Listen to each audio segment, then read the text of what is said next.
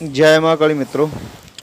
आज का जो वीडियो है वो इस टॉपिक पर वीडियो है कि मेरे गुरु शिव शंकर जी है, मेरे गुरु गोरखनाथ जी है, मेरे गुरु बाबा बजरंगबली जी है, या मेरे गुरु माता दुर्गा जी है। ऐसे बहुत से साधक मेरे पास आते हैं जो कहते हैं कि हमने तो इनको गुरु मानकर साधना कर रहे हैं, आप हमें साधना करवा दो। तो इस क्वेश्चन का भी आंसर देना है मैंने। पहले तो आप देखो कि गुरु क्या होता है। गुरु, अगर कभी किसी संकट में फंस जाओगे या किसी चीज़ के बारे में पता नहीं चलेगा तो कौन बताएगा? गुरु, ठीक है ना। और साधना स्टार्ट कहाँ से करनी है, कौन बताएगा? गुरु। माला जपनी कैसे है, कौन बताएगा? गुरु। गुरु बताएंगे, ठीक है ना। और मंत्रों का ज्ञान कहाँ से प्राप्त होगा? गुरु से प्राप्त होगा। मंत्र को सिद्ध कैसे करना है उसका ज्ञान कहाँ से प्राप्त होगा? गुरु से प्राप्त होगा, ठीक है ना। ये सारा जो भी आप कह देते हैं ना कि मेरे गुरु बजरंगबली बाबा जी है, तो मेरे को एक बात बताओ, बजरंगबली बाबा जी को आपने गुरु मान लिया, ठीक है ना, मान लिया आपने गुरु, तो फिर बजरंगबली बाबा जी को जब आपने गुरु मान लिया तो आप मेरे या कोई और यूट्यूबर रख लीजिए, मेरा क्या, या कोई और भी यूट्यूबर रख लीजिए, उसके पास अगर आप जाते हो, आप उन्हें बोलते हो कि हमें परी साधना करवा दो, हमें यक्षिणी साधना करवा दो, या हमें भैरव बाबा की साधना करवा दो, या जिन बाबा की साधना करवा दो, सॉरी जिन, जो मर्जी रख लो, जिन बाबा रख लो, जो मर्जी रख लो, या किसी पीर बाबा की साधना करवा दो, या किसी की साथ। मैं आपसे एक क्वेश्चन पूछना चाहता हूँ कि जब आपने भोलेनाथ जी को अपना गुरु मान लिया है तो सभी शक्तियाँ उनके अंदर ही है, उनसे ही सभी शक्तियाँ निकली है और उन्हीं में ही समा जाती है, ठीक है ना। तो फिर आपको ये साधना करने की ज़रूरत नहीं है, आप सिर्फ भोले बाबा जी की ही साधना करो, ठीक है ना। फिर ये मत बोलो कि ये साधना करनी है, वो साधना करनी है, ये सिर्फ आप अपने आप को मूर्ख बना रहे हो। आपको पता भी है कि भोले बाबा को प्रसन्न करना कोई आसान काम है, सदियां लग जाती है भोले बाबा जी को प्रसन्न करने के लिए।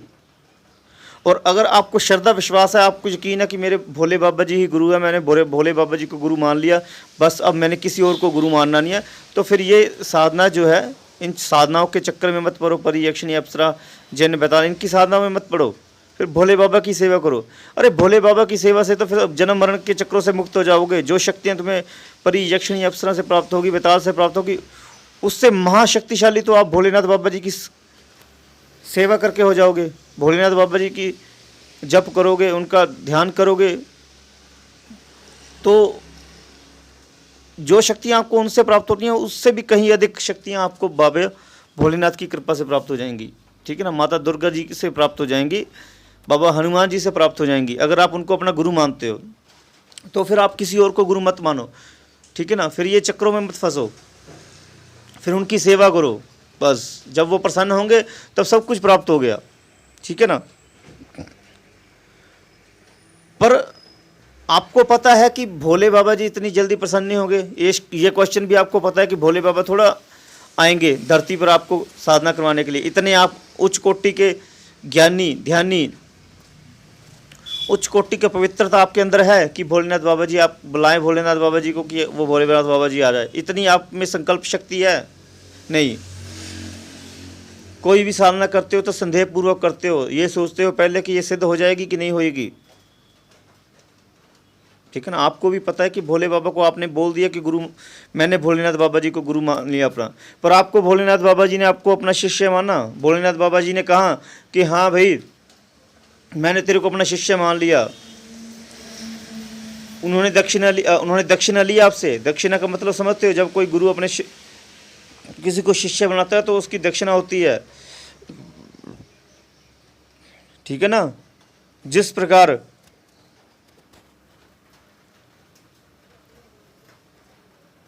ठीक है ना, जिस प्रकार एक बार एक शिष्य ने बोला, जो बहुत ही गरीब था, उसके पास देने के लिए कुछ नहीं था, उसने बोला कि मैं गुरुजी दक्षिणा तो देना चाहता हूँ पर मेरे पास इतना कुछ सामर्थ्य नहीं है कि मैं आपको दक्षिणा दे सकूँ। तो गुरु ने उसके सामने के जो बाल थे ना 4, वो उखाड़ लिए। उन्होंने कहा ले दक्षिणा पूरी होगी मेरी, ठीक है ना। तो दक्षिणा तो देनी पड़ती है, अगर दक्षिणा ना दी जाए तो साधना सफल नहीं होती है। दक्षिणा का मतलब ये नहीं कि आप अपने गुरु को 10-10, 20-20, 30-30, 40-40 हज़ार, 50-50 हज़ार, लाख गुरु आपको बोले कि मेरे को दक्षिणा दो भाई, 3,000 बोले मेरे को दक्षिणा दो भाई, तो ये नहीं है कि गुरु आपका शोषण कर रहा है तो आप दक्षिणा दे रहे हो।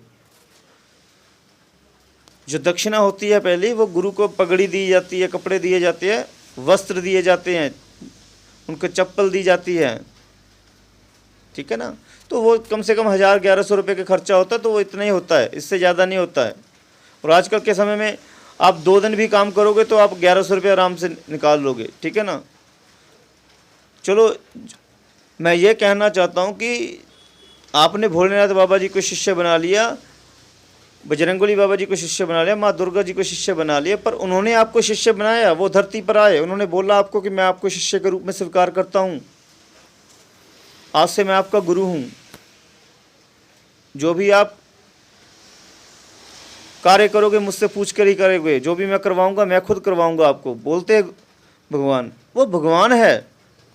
अगर आपने उनको गुरु मान लिया, फिर आप इन साधनाओं के चक्कर में मत पड़ो, फिर तो उनकी ही सेवा करो, उनकी सेवा से ही सब कुछ प्राप्त हो जाएगा, जन्म मरण के चक्कर से मुक्त हो जाओगे, ठीक है ना। और अगर साधना सिद्धियां करनी है तो उनको गुरु नहीं बनाया जाता, ठीक है ना, उनको गुरु नहीं बनाया जाता है, उनको अपना इष्ट देव बनाया जाता है, ठीक है ना। जिसमें आप तन मन धन से डूब जाते हो वो भी गुरु करवाता है। अगर आपको भोलेनाथ बाबा जी, कोई भोलेनाथ बाबा जी की सेवा करना चाहते हैं, कोई बजरंगबली बाबा जी की सेवा करना चाहते हैं, तो गुरु खुद उनकी सेवा जो है कैसे करनी है उनको बताता है, ताकि वो तन मन धन से उनकी सेवा कर सके और उनसे अद्भुत उनके मंत्र की सिद्धि प्राप्त कर सके, और उनका पाठ करते हुए जन्म मरण के चक्रों से मुक्त भी हो, और भी कई साधना अगर वो करना चाहते हैं, परी यक्षिणी अप्सरा, तो वो भी वो कर सके। ये गुरु बताता है, ये है गुरु का महत्व। ये नहीं कि आपने सोचा कि भगवान विष्णु को बना लिया, भगवान शंकर जी को बना लिया, ठीक है ना, और भगवान बजरंगबली जी को बना लिया गुरु, और आप साधना करने बैठ गए। ये आपने बनाया उनको गुरु, उन्होंने नहीं आपको अपना शिष्य बनाया। द्रोणाचार्य को, अभी मेरे को उसका नाम नहीं याद आ रहा, एक शिष्य था उनका, उसने उनको अपना गुरु मानकर धनुर्विद्या सीखी थी, ठीक है ना। पर जब वो उनके पास गए, उन्हें बताया कि मैंने आपको गुरु माना है, आप मेरे को अब शिष्य स्वीकार कीजिए, तो उन्होंने कहा था कि शिष्य मैं अभी शिष्य स्वीकार करूंगा, मेरी दक्षिणा देनी पड़ेगी, दोगे दक्षिणा? तो उन्होंने कहा था मांगिए दक्षिणा। तो उन्होंने अंगूठा मांगा था और कहा था कि धनुर्विद्या छोड़ दो और यहाँ से चले जाओ। और उस शिष्य ने, जिसको कहने का मतलब गुरु ने कुछ सिखाया भी नहीं था, उस शिष्य ने उस गुरु का कहना माना और अपना अंगूठा काट कर दे दिया, और धनुर्विद्या छोड़कर वो चले गए थे, उस स्थान से चले गए थे। आगे उन्होंने की कि नहीं की ये नहीं मेरे को पता, पर उस स्थान से वो चले गए थे। ये होते शिष्य। कई बार व्यक्ति बोल देते हैं कि गुरु भी होने चाहिए, अच्छे गुरु भी होने चाहिए, शिष्य अच्छे नहीं होने चाहिए, गुरु भी अच्छे होने चाहिए। तो अब मेरे को बताओ, जो द्रोणाचार्य ने उस शिष्य के साथ किया वो अच्छा किया था, फिर भी उस शिष्य ने अपने गुरु को अनादर नहीं किया। उसने कहा मेरा गुरु है, बस जो किया होगा मेरे भले के लिए किया, उसने बिना सवाल जवाब किए वो वहाँ से चला गया था, ठीक है ना। शिष्य बनना आसान है, गुरु बनना नहीं आसान, ठीक है ना। उच्च कोटि का शिष्य जो है वो भी भाग्य से गुरु को मिलता है। ये भी सत्य बात है कि उच्च कोटि का शिष्य जो है, जिसमें पूरा समर्पण भाव हो, ऐसा शिष्य गुरु को बड़ी मुश्किल से प्राप्त होता है। और जब प्राप्त होता है तो गुरु उस शिष्य को छोड़ता नहीं है, ठीक है ना। तो चलो ठीक है, आज मैंने आपका जो ये वीडियो बनाया था इसलिए बनाया था कि जब आप ये बात बोलते हो तो आप पहले अच्छी तरह से जान लो कि आप क्या बोल रहे हो, कि मैंने अपने शिव शंकर भोलेनाथ को गुरु मान लिया, गुरु गोरखनाथ जी को मैंने अपना गुरु मान लिया। जब ये बात आप बोलते हो तब आपको बिल्कुल बहुत ही सोचना समझना चाहिए कि आप क्या बात कर रहे हो, क्योंकि जब उनको गुरु मान लिया तब आपको किसी के पास जाने की जरूरत नहीं है, फिर तो आपको मेरे पास भी आने की जरूरत नहीं है। मैं क्या हूँ? मैं तो उनके पाँव की धूल भी नहीं हूँ। जिन देवी देवताओं का आप नाम ले रहे हो कि हमने उनको गुरु धारण कर लिया, मैं तो उनके पाँव की धूल भी नहीं हूँ, फिर मेरे पास भी आपको जाने की जरूरत नहीं है और किसी के भी पास जाने की जरूरत नहीं है, ठीक है ना। चलो ठीक है, जय माँ काली। मैं थोड़ी देर तक वीडियो अपलोड करूँगा आपके लिए। जय माँ काली। और मैं आपके मैसेज का रिप्लाई कल को दूंगा, आज नहीं दे पाऊँगा। कईयों ने दक्षिणा भी भेज दी हुई है, दीक्षित होने के लिए। तो मैं कल को देखूँगा, आज मेरे फ़ोन में थोड़ी सी प्रॉब्लम है, तो मैं कल को ज़रूर देखूँगा। थोड़ी सी मैं हैंग हो रहा है फ़ोन बीच बीच में, तो मैं कल को उनके मैसेज देखूँगा और रिप्लाई कर दूँगा। और जिन्होंने दक्षिणा दे दी हुई है उनको मैंने हवन क्रिया करके दीक्षित कर दिया हुआ है फ़ोटो पर। मैं कल को उनसे बात करता हूँ और कल को उनको गुरु मंत्र समझाता हूँ। जय माँ काली।